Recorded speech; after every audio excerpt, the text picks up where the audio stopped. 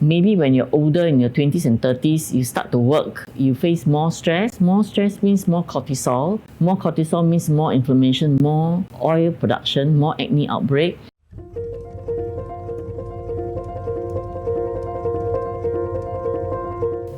Hormones affect almost every part of our body, including our skin. From puberty to menopause, our skin changes in texture, elasticity, oiliness, and hydration. In this episode of Ageless Uncovered, where we unpack knowledge on different topics, today we have Dr. Lam, Medical Director of Ageless Medical, and Dr. Vera, Aesthetic Doctor of Ageless Medical, joining us today to explain how hormones impact our skin as we age and what we can do to keep it healthy and radiant. As usual, we'll start off with myth or fact. So for the first statement of the day we have is for Dr. Vera. Menopause is the main period of time when skin changes happen. Is this a myth or a fact? Okay, so I definitely have to disagree with this. So this is a myth. Because hormonal changes affect our skin throughout life, from puberty to pregnancy to postpartum to perimenopausal, then menopausal. So they all create very noticeable difference in your oil production, your hydration, your acne, as well as elasticity. And you may be surprised to also know that even males, so men like yourself, you may also experience gradual testosterone changes affecting your skin thickness as well as your oil production. But for Dr. Lam, stress hormones like cortisol affect skin health. Is this statement a myth or a fact? It is a fact. In fact, there are many studies that have been done to show that stress, any form of stress, can increase cortisol levels in our blood, and that itself can increase inflammation. It can increase oil production and worsen acne. Studies have been done to prove that. And of course, with stress, there's a lot of hormonal imbalance, and hormonal imbalance itself can also worsen acne outbreak. I see. So is it also true that men experience skin aging differently from women due to hormones? I think Vera already mentioned that. She mentioned that with men, there's increase in testosterone. And actually, testosterone, both males and females have testosterone. Females have lesser amount of testosterone and males have more. But the hormone that causes acne outbreak or causes increased oil production is actually the androgen or the testosterone. So with men, more testosterone means they have more oil production. They have less wrinkles, but it also means that they might have a slightly higher risk of having acne outbreak. Yeah, because correct. of the oil. With the oil being produced more. I see. Correct. So now let's deep dive into how hormones actually change the skin and what we can do to manage them, these changes. The first question that we often receive is, how do hormones affect oiliness, acne, and skin sensitivity? Dr. Vera, can you help us with that? Yeah, so I just wanted to take us through 4 hormones, all right? The first one will be androgens, all right? So essentially what androgens does is that they stimulate your sebaceous gland, or in layman terms, your oil glands, all right? So this one will actually cause increased oiliness of your skin, and we do know that with increased oiliness, that actually predisposes to acne formation. And the second one that I wanted to talk about is estrogen, okay? So estrogen, a lot of us, females, we have them. What it does is that it improves hydration, it plumps your skin, and as we age, we actually lose estrogen as female, and hence you may notice, that it results in, thinning of your skin, dryness, as well as reduced elasticity. The third one, also very closely linked to females, will be progesterone, okay? Progesterone can actually increase your oiliness and sensitivity of your skin. I think, there are some of my pregnant friends, they do tell me, oh my goodness, during pregnancy, and we know that in pregnancy, progesterone increases, they start complaining about their skin. Previously, they didn't used to have any outbreaks, but now they are having outbreaks all over their face. And the last one that I want to speak about, because it is something that is very close to all of our hearts, it is cortisol. What cortisol is, it is actually a stress hormone. And in this day and age, I think all of us, we are no stranger to stress. And we do know that, stress hormone can actually worsen inflammation, increase oiliness, and hence, causing acne or even worsening your acne outbreak. I see. So as hormones changes and fluctuate, what are the kind of skin conditions that we are expected to see or experience? Yeah, so I think again, maybe let's categorize this, okay? Let's break it down into early to midlife and mid to mature, all right, in our lifespan.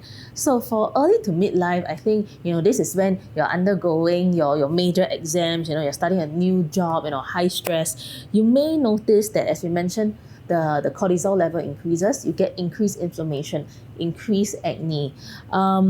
And when, once you reach about midlife to about a more mature age group, you start having a decrease in your hormones. Like for females, we did mention a decrease in estrogen, a decrease in your progesterone. This can actually result in dryness, in less tightness, less elasticity, less plumpness of your skin. And at the same time, I think, with aging, you will also notice that you'll start having a decrease in your fat pad, volume loss, structure loss as well. See. So is this the reason why people actually start to experience adult acne even to late 30s or 40s? Is this one of the main reasons? I think Vera has put it very nicely together. Adult acne happens, as the name implies, when they reach sometimes in the 20s, 30s and 40s, which is very sad. When you thought that you way past the 青春, right, but you're still breaking on 青春痘. So factors, there are many. One is hormonal imbalance. As I mentioned earlier, acne production is due to increase in androgen. And then, of course, Vera has mentioned the fluctuating levels of estrogen and progesterone, increased androgen, increased oil production. And then that itself will result in acne outbreak. Then maybe when you're older, in your 20s and 30s, you start to work, you face more stress. More stress means more cortisol. More cortisol means more inflammation, more oil production, more acne outbreak.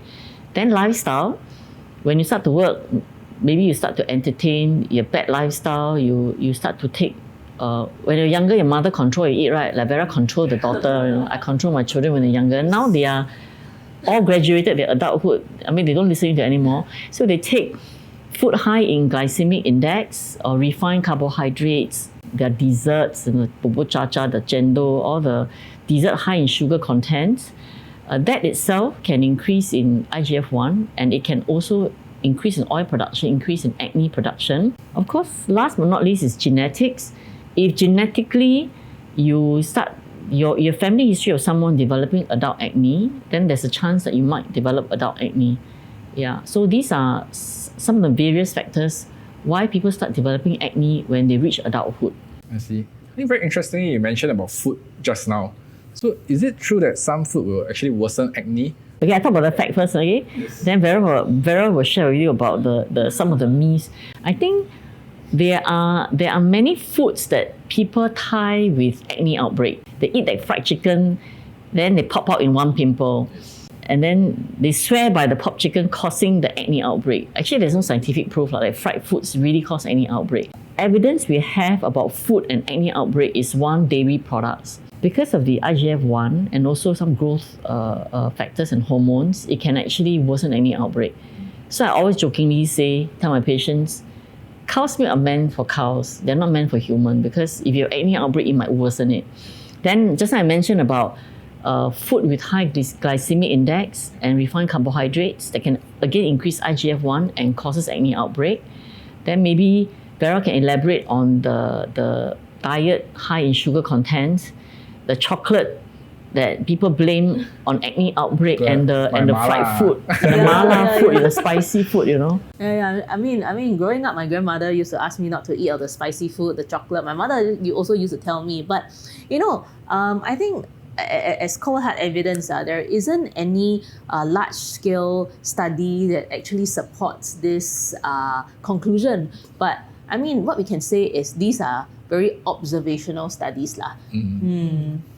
So if you feel like it causes your acne, then don't eat it, right? I guess so. That's what I always tell my patient. If you really feel that, anyway, all these are also quite junk food. So it doesn't really, you don't miss much if you don't eat them. Yeah. So what are the treatments available and suitable for hormone-related skin changes that's available in our clinics also? Okay, I think first thing first, if a patient sees us in our clinic with acne outbreak, we talk about adult onset acne because children we manage a bit differently. We of course, as usual, take a good history, ask them if they've outbreak before, and then they were okay, they have outbreak again when they reach adulthood.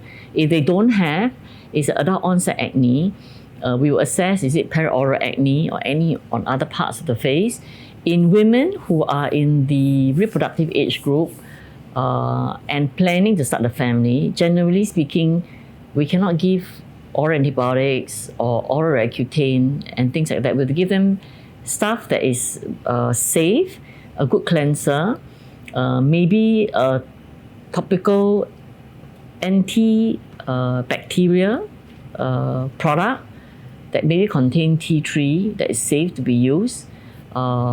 We can start them on simple facial to deep cleanse the face, remove all the comedones.